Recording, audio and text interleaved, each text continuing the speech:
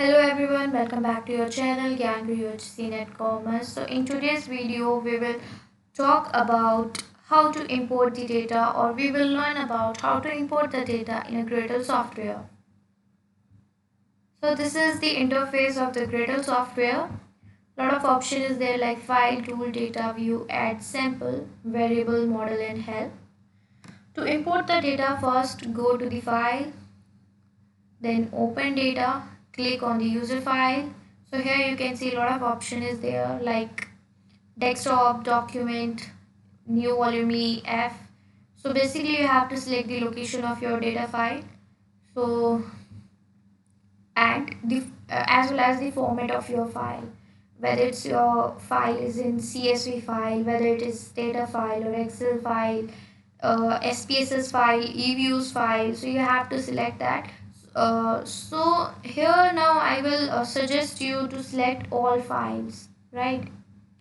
And you have to select your data like in my location, as I already told you. So in my case, I have saved my file in desktop, so I will click on desktop and then click the folder in which you have save your data set. So I have already saved in data set, and this is my file.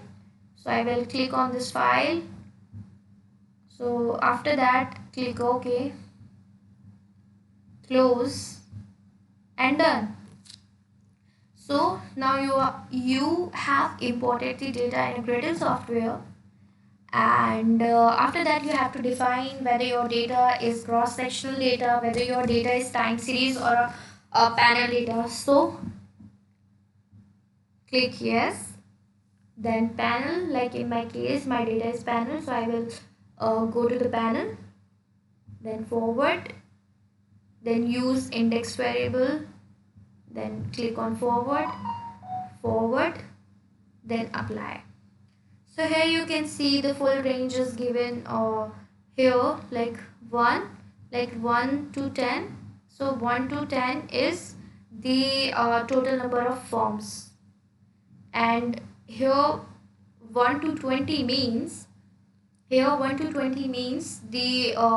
total year is 20 years. So first of all, you should know what is panel data. Panel data is nothing but the combination of cross-sectional unit as well as the time series unit. So when you select like now you have imported the data. So this is the, when you click on years, so you can see the years like 1935 to till um, till 54. So it is 20 years of data is given here with here you can see the years. So 20 years of data for form 1,